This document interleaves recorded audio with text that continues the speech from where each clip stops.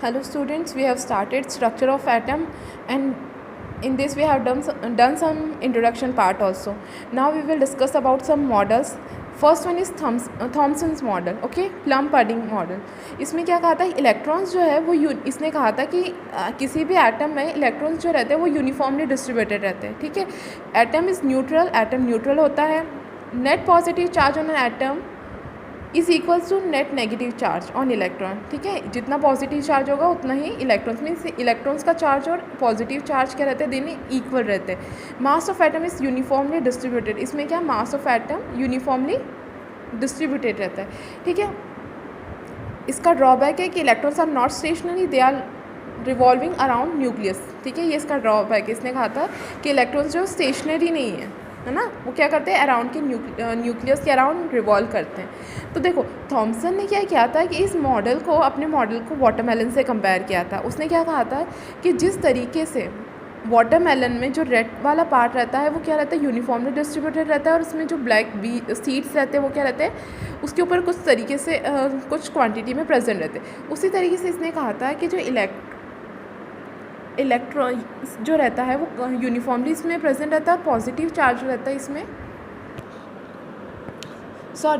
इसका क्या कहना है कि ये थॉमसन मॉडल है. ठीक है, इसमें क्या है, spherical cloud of positive charge, means ये पॉजिटिव चार्ज का है, जैसे कि रेड पार्ट वाटरमेलन प्रेजेंट रहता है. अब जैसे ब्लैक सीड्स प्रेजेंट रहते हैं वाटरमेलन में, उस तरीके से इसमें क्या है, इलेक्ट्रॉन्स प्रेजेंट है. ठीक है, तो इसने अपने मॉडल को वाटरमेलन से कंपेयर किया था. ठीक है, तो ये थॉमसन मॉडल है. ठीक है, next is Rutherford scattering model. इसने क्या किया था, अल्फ़ा रेडिएशन स्कैटर कराई थी और कुछ ऑब्जर्वेशन किया था.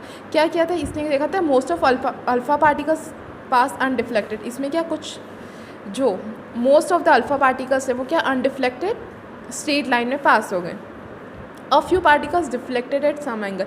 कुछ पार्टिकल्स सम एंगल से डिफ्लेक्ट हो गए और कुछ जो है वो 180 डिग्री से डिफ्लेक्ट होकर क्या हो गए, वापस आ गए. ठीक है, अब इसका रीज़न क्या है, इसका सबसे पहला रीज़न है कि इसमें जो बहुत सारा पार्ट है एटम में वो वैकेंट है. सेकंड, इसके अंदर बहुत सारा पॉजिटिव चार्ज प्रेजेंट है. Second, positive charge of atom is concentrated in nucleus. Next, electrons are revolving around nucleus. ठीक है, तो ये सारी चीज़ें इसने बताई थी. सबसे पहला इसने कहा था कि अल्फ़ा पार्टिकल्स जो है वो अनडिफ्लेक्टेड गए, तो उसका रीज़न ये था क्योंकि उसमें बहुत सारी स्पेस जो थी वैकेंट थी. Second, deflected at some angle, तो वो डिफ्लेक्ट क्यों हुई, क्योंकि वहाँ पे पॉजिटिव चार्ज प्रेजेंट था. ठीक है, अब वो 180 डिग्री से वापस क्यों आई, क्योंकि वो किसी हैवी पार्टिकल से क्या वो स्ट्राइक होकर वापस आ गई. ओके, अब ये जो रदरफोर्ड स्कैटरिंग मॉडल है वो क्या हो गया, फेल हो गया. उसके फेल होने के बाद क्या है, रदरफोर्ड मॉडल आया. ठीक है, लेकिन रदरफोर्ड मॉडल को पढ़ने से पहले हम कुछ और कॉन्सेप्ट समझ लेते हैं, जैसे कि सबसे पहला है इलेक्ट्रोमैग्नेटिक रेडिएशन. तो when electrical charge particles move around acceleration alternately electrical and magnetic field are generated. है ना, जब कोई भी इलेक्ट्रिकल चार्ज पार्टिकल मूव होता है ना एक्सेलरेशन के अंडर, तो वहाँ पे इलेक्ट्रिकल या मैग्नेटिक फील्ड जनरेट हो जाती है ना, and transmitted in form of waves, और वो वेव्स की फॉर्म में क्या होने लगती है, ट्रांसमिट होने लगती है. तो ऐसी वेव्स को हम इलेक्ट्रोमैग्नेटिक वेव्स या रेडिएशन कहते हैं. ठीक है, कोई भी इलेक्ट्रिकल चार्ज पार्टिकल्स है, ठीक है, वो एक्सेलरेशन के अंडर अगर मूव कर रहा है और उसके कारण उसमें कोई इलेक्ट्रिकल या मैग्नेटिक फील्ड जनरेट हो जाती है और वो वेव के फॉर्म में ट्रांसमिटेड होने लग जाती है, then in that case they are termed as electromagnetic wave और electromagnetic radiations. Okay, next is wave nature of electromagnetic radiation. So according to Maxwell, a accelerated charge particle produce electrical and magnetic field. ठीक है, Maxwell के according जो charge particle होगा वो क्या करेगा, electrical और मैग्नेटिक फील्ड प्रोड्यूस करेगा. और ये जो इलेक्ट्रिकल और मैग्नेटिक फील्ड रहेगी ये क्या करेगी, एक दूसरे के परपेंडिकुलर रहेगी और साथ में perpendicular to direction of propagation, जिस डायरेक्शन में प्रोपोगेट कर रही है उस डायरेक्शन के भी परपेंडिकुलर रहेगी. ठीक है, अब इलेक्ट्रोमैग्नेटिक रेडिएशंस जो है उनको कोई मीडियम रिक्वायर्ड नहीं होता ट्रैवल करने के लिए, है ना, they do not require any medium, they can travel in vacuum. है ना, ये वैक्यूम में भी ट्रैवल कर सकते हैं और इनकी जो स्पीड होती है वो सेम स्पीड होती है जैसे कि लाइट की, दैट इज़ 3 × 10⁸ मीटर पर second. See here, this is electromagnetic radiation. ठीक है, ये इलेक्ट्रोमैग्नेटिक वेव क्या कर रही है, ट्रैवल कर रही है. यहाँ पे ये जो है ये क्या है, इसका क्रेस्ट है और ये क्या है, ट्रफ. मीन्स हाइट जो होगी वो क्रेस्ट होगी और डेप्थ जो होगी वो क्या होगा, ट्रफ होगा. ठीक है, अब इन दोनों क्रेस्ट या दो ट्रफ के बीच का जो डिस्टेंस होता है वो क्या कहलाता है, वेवलेंथ. ठीक है, अब कितने number of waves passing through a point in 1 second, एक सेकेंड में कितनी नंबर ऑफ वेव्स पास हो रही है एक पॉइंट से, वो उसकी फ्रीक्वेंसी होगी. ठीक है, 1 सेकंड में उस वेव के द्वारा कितना डिस्टेंस ट्रैवल किया गया वो उसकी वेलोसिटी होगी, और wave number of wavelength per unit length. ठीक है, ये सब इनके क्या है, फॉर्मूला है which you have to use to solve numericals. ठीक है, next is when the electromagnetic radiations are arranged in order of their increasing wavelength और decreasing frequency, the spectrum is obtained and called electromagnetic radiation. जब हम इन electromagnetic radiations को इनके increasing wavelength या फिर decreasing frequency के अकॉर्डिंग अगर arrange कर देते तो हमें एक स्पेक्ट्रम मिलता है जिसे हम क्या कहते हैं, electromagnetic spectrum. Okay, this is numerical, है ना, जो किसके ऊपर, वेव नंबर और फ्रीक्वेंसी के ऊपर सॉल्व कर रखा है by using this formula. Okay, drawback of wave nature of EMR, wave nature, electromagnetic radiation के वेव नेचर का ड्रॉबैक क्या है, किसने ब्लैक बॉडी रेडिएशन और फोटो इलेक्ट्रिक इफेक्ट को एक्सप्लेन नहीं कर पाया। ठीक है, अब ये ब्लैक बॉडी रेडिएशन और फोटो इलेक्ट्रिक इफेक्ट क्या होता है हम आगे डिस्कस करेंगे। उससे पहले देख लेते हैं particle nature of electromagnetic radiation. देखो, इलेक्ट्रोमैग्नेटिक रेडिएशन जो है वो पार्टिकल की तरह भी बिहेव कर सकती है और वेव की तरह भी बिहेव कर सकती है, मीन्स इनका ड्यूअल नेचर होता है। Okay, they can behave as particle and as well as wave. Okay, so we will discuss about particle nature of EMR। तो एक प्लैंक्स क्वांटम थ्योरी है। तो प्लैंक्स ने क्या कहा था कि द रेडिएंट एनर्जी एब्जॉर्ब्ड और emitted from a body not continuously but discontinuously in form of energy packet और क्वांटम। इसने कहा था कि अगर कोई भी बॉडी के द्वारा रेडिएंट एनर्जी जो है, एनर्जी एब्जॉर्ब की जा रही है या एमिट की जा रही है, तो ये एब्जॉर्प्शन और एमिशन जो होगा वो कंटिन्यूसली ना होकर क्या होगा, डिसकंटिन्यूसली होगा। ठीक है, और इन form of energy packets energy packets means light, है ना, लाइट की बात हो रही है यहाँ। तो energy of photon is directly proportional to frequency, means frequency v, और जब प्रोपोर्शनलिटी साइन हटेगा तो h लगेगा, जो कि क्या है, प्लैंक्स कांस्टेंट, जिसकी वैल्यू होती है 6.626 into 10⁻³ joule per second. Okay, you have to remember this value,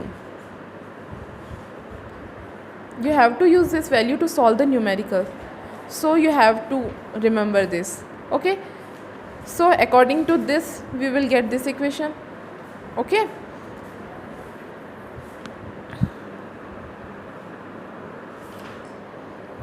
see here black body radiation. तो ब्लैक बॉडी रेडिएशन क्या हो रहा है, अगर किसी बॉडी के द्वारा कोई रेडिएशन एमिट हो रही है, एब्जॉर्ब हो रही है, हर एक फ्रीक्वेंसी के ना, किसी भी फ्रीक्वेंसी की अगर कोई एक बॉडी किसी भी फ्रीक्वेंसी की रेडिएशन को या एब्जॉर्ब कर रही है या एमिट कर रही है, ठीक है, तो वो बॉडी कहलाएगी ब्लैक बॉडी, और वो रेडिएशंस एमिट जो हो रही है उस बॉडी से वो कहलाएगी ब्लैक बॉडी रेडिएशन।